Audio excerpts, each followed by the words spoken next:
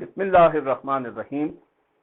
قلت حیلاتی انت وسیلاتی ادرکنی یا رسول اللہ صلی اللہ علیہ وآلہ وسلم.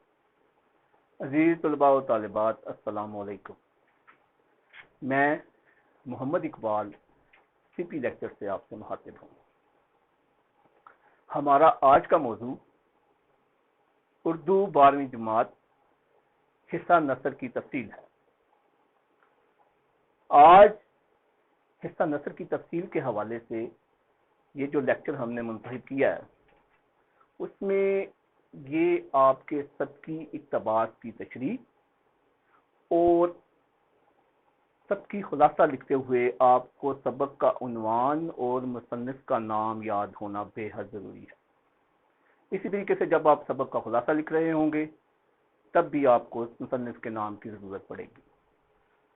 تو یہ 3 نمبر آپ کو حاصل کرنے کے لیے یہ نام زبانی یاد کرنے پڑیں گے. علاوہ ازیں اس کے ممکن حد تک چانسز ہوتے ہیں کہ جو 5 نمبر کے حصہ مروزی میں سب کی ایم سی کیوز آنے ہیں، کثیر الانتہابی سوالات، وہ بھی آپ لوگوں میں سے کوئی ایک وہ پوچھ سکتا ہے، مصنف کا نام دے کے سبق کا عنوان پوچھ سکتا ہے، یا سبق کا عنوان دیکھ کے مصنف کا نام پوچھ سکتا ہے.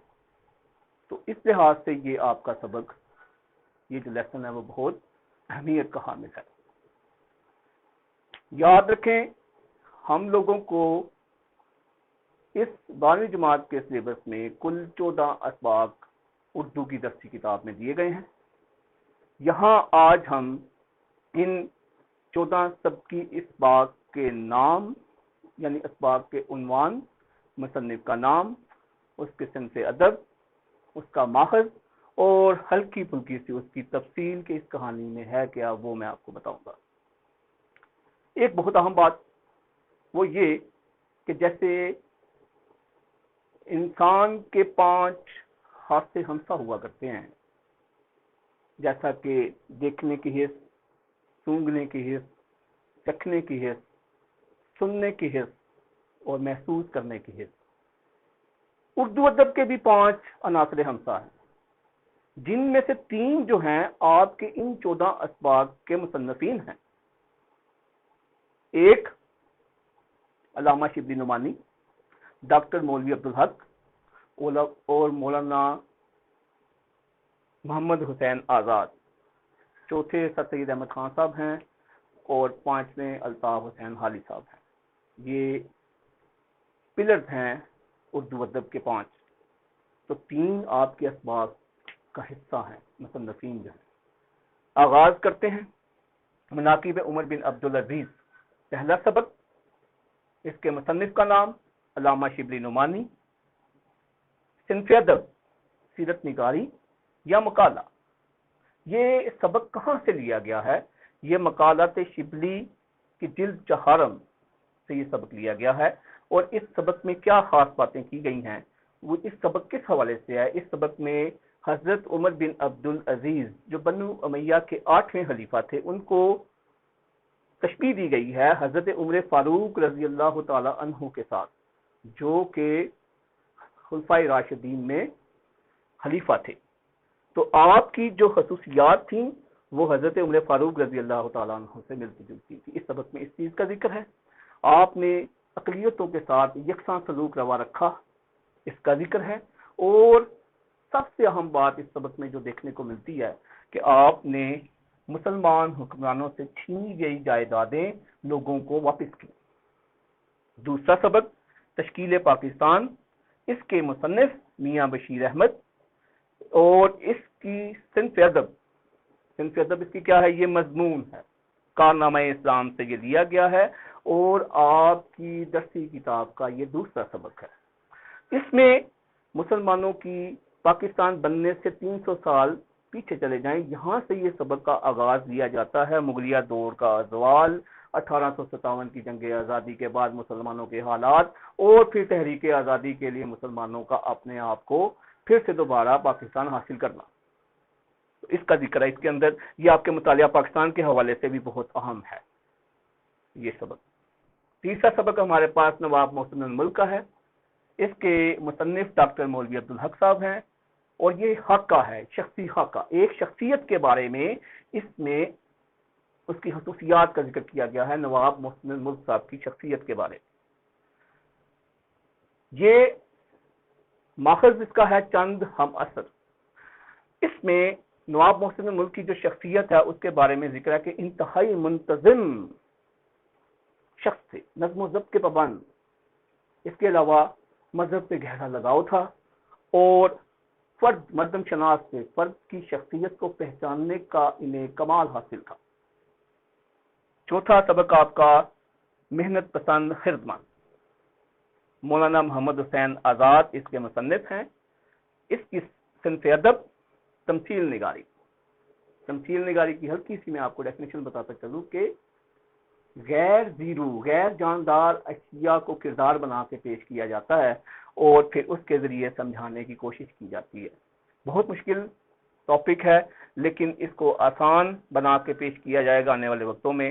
نیرنگ خیال سے یہ ماخذ ہے اور اس میں عالم باغ یعنی دنیا کو موضوع بنایا گیا ہے کہ کس طرح سے لوگوں نے اپنے حالات کا برا حال کیا اور قومیں کس طرح سے عروج سے زوال کی طرف آتی ہیں، کس طرح سے لوگ ایک دوسرے سے حسد بغض رکھتے ہیں، مختلف بے جان چیزوں کو کردار بنا کے اس میں سمجھانے کی کوشش کی گئی ہے۔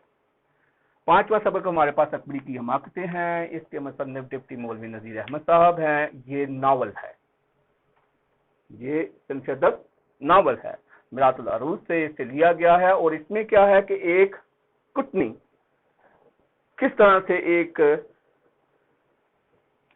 جو ہے وہ ضدی عورت سے اس کا سب کچھ ہتھیا لیتی ہے، تعلیم و تربیت اس کی کوئی نہیں ہوتی، اس کی بنسبت اس کی دوسری بہن اصغری ہے جو کہ بہت زیادہ سمجھدار خاتون ہوتی ہے۔ چھٹا سبق ہمارے پاس پہلی فتح ہے۔ اس کے مصنف نسیم حجازی صاحب ہیں۔ یہ ناول ہے، محمد بن قاسم سے یہ لیا گیا ہے، اور اس میں کیا ہے کہ ایک ناہید نامی لڑکی دہلی قزاقوں سے کہ ظلم و ستم سے تنگ آ کر اپنے خون سے خط لکھتی ہے، اور پھر سری لنکا سے یہ اس کا خط لکھتی ہے، اور پھر محمد بن قاسم 17 سال کی عمر میں حملہ آور ہو کر اس سندھ کو بھی فتح کرتا ہے، اور بحری قزاقوں اور ان کے ساتھ ملنے والے جتنے بھی لوگ جو اس کے ساتھ شامل تھے ان کا بھی قلع کما کرتا ہے۔ ساتواں سبق دستک ہے۔ اس کے مصنف مرزا ادیب ہیں۔ اس کی صنف ادب ڈرامہ ہے، یہ پس پردہ سے لیا گیا ہے، اور یہاں پہ ایک ڈاکٹر کے مقدس پیشے کو موضوع بنایا گیا ہے، اور ڈاکٹر کا مقدس پیشہ یہ ہے کہ اس میں ایک بوڑھا جو ہے رات کے وقت کہیں ایک ڈاکٹر سے، ڈاکٹر زیدی جو اقتدار ہوں گے ان سے پوچھنے آتا، ان سے اپنے بچہ بیمار ہوتا ہے تو رات کو وہ آ کے دستک دیتا ہے اور ڈاکٹر صاحب جانے سے انکار کر دیتے ہیں، اس کا وہ واپس تو چلا جاتا ہے، لیکن بعد ازاں بوڑھا ہونے پہ ڈاکٹر زیدی کو یہ بات جو ہے ان کو بہت ستاتی ہے، اور بار بار انہیں دروازے پہ وہی دستک سنائی دیتی ہے۔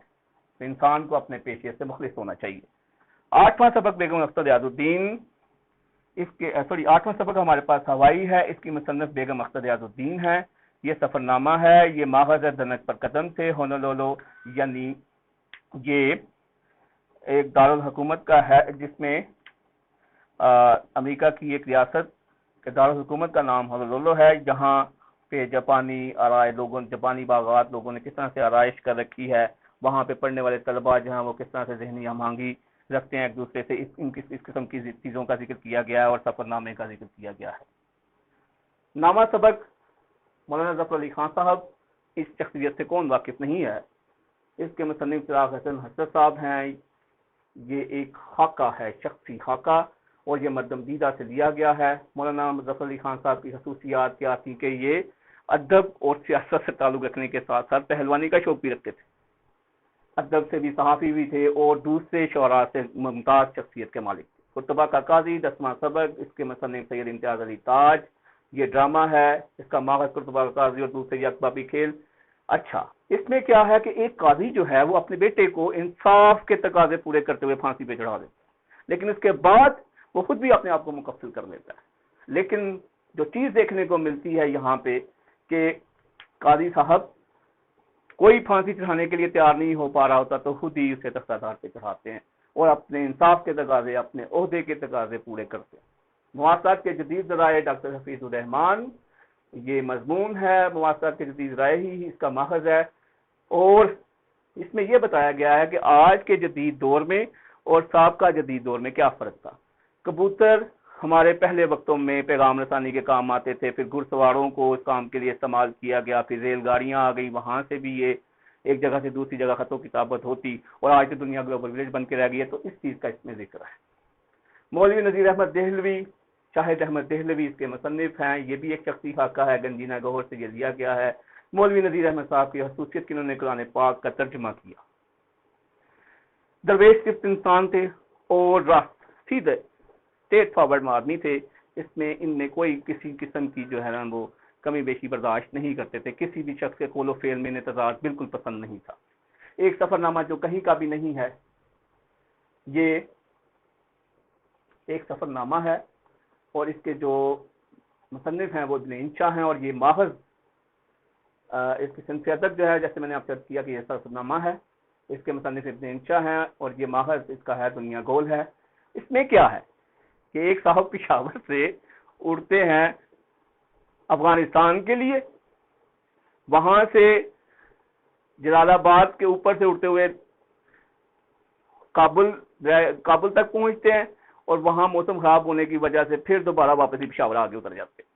تو نام کی بنسبت سے، جیسے کہ میں نے پہلے عرض کیا کہ ایک سفر نامہ تو ہے، لیکن افغانستان اترے بغیر ہی صاحب واپس آ گئے ہیں۔ تو خیر، اگلا 14واں سبق ہمارے پاس پھر سے ایوب عباسی، پروفیسر رشید احمد صدیقی اس کے مصنف ہیں، یہ ایک شخصی خاکہ ہے، گنج ہائے گراند مایا سے یہ ماخذ ہے۔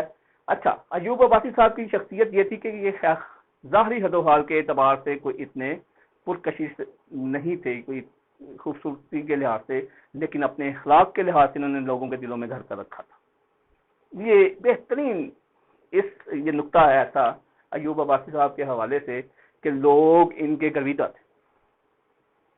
تو اس طرح سے میں نے 14 اسباق کا ذکر آپ کے سامنے پیش کیا کہ کس طرح سے 14 اسباق جو ہیں آپ کے حصہ نثر میں شامل ہیں۔ تو اگر آپ ان کا احاطہ کریں 14 اسباق کا، تو سبق کا عنوان اور مصنف کا نام یاد رکھنا بے حد ضروری ہے۔ اگر آپ کو صنف ادب اور ماخذ یاد نہ رہیں تو کوئی مذائقہ نہیں، اگر صحیح یاد ہیں تو پھر ضرور سبق میں لکھائیں، اگر نہیں صحیح یاد تو پھر ان کا ذکر مت کریں، کیونکہ ان کے نمبر کوئی نہیں ہے۔ ہاں، ایگزامینر کے اوپر چیک کرنے کے اوپر اچھا تاثر ضرور دیں گے، لیکن اگر آپ کو صحیح یاد نہ رہیں تو لکھنے کی ضرورت نہیں۔ اگر میں اس سارے کے سارے پورے 14 لیسن کا احاطہ کروں تو زبانی یہ نام یاد کرنے بے حد ضروری ہیں۔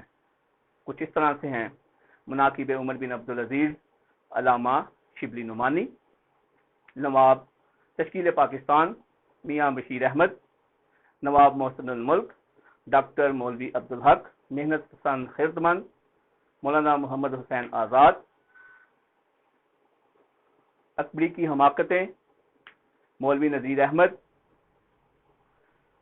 پہلی فتح نسیم حجازی، دستک مرزا ادیب، ہوائی بیگم اختر ریاض الدین، مولانا ظفر علی خان، چراغ حسن حسرت، قرطبہ کا قاضی سید امتیاز علی تاج، مواصلات کے جدید ذرائع ڈاکٹر حفیظ الرحمان، مولوی نذیر احمد شاہد احمد دہلوی، ایک سفر نامہ جو کہیں کا بھی نہیں ہے، اس کے جو مصنف ہیں وہ ابن انشا، اور ایوب عباسی پروفیسر رشید احمد صدیقی۔ تو آپ کو یہ 14 اسباق کے نام اور ان کے مصنفین کے نام زبانی یاد رکھنے ہیں، اور یہ آپ کو وہاں پہ جب آپ سب کی اقتباس کی تشریح کرنے جائیں گے تو ایک نمبر آپ سے وہ آپ پوچھے گا سبق کے عنوان کا، اور ایک نمبر آپ کے پاس ہوگا مصنف کے نام کا۔ اس طرح سے جب آپ سب کی خلاصہ لکھیں گے تو وہاں پہ بھی آپ کو مصنف کا نام ضرور لکھنا پڑے گا، تو یہ یقیناً آپ کو مددگار ثابت ہوں گے۔ اس کے علاوہ جیسے میں نے پہلے عرض کیا تھا کہ آپ کے یہ سب کی کثیر و انتخابی سوالات میں بھی مددگار ثابت ہو سکتے ہیں۔ امید ہے کہ یہ لیکچر آپ کو پسند آیا ہوگا۔ اپنے دوستوں کے ساتھ اسے شیئر کیجئے گا، علم بانٹیے، علم بانٹنے سے کبھی کم نہیں ہوتا، یہ بڑھتا ہی ہے۔ اس امید کے ساتھ کہ آپ اپنا بہت سارا خیال رکھیں گے۔ اللہ تعالیٰ آپ کا حامی و ناصر ہو۔ السلام علیکم ورحمۃ اللہ۔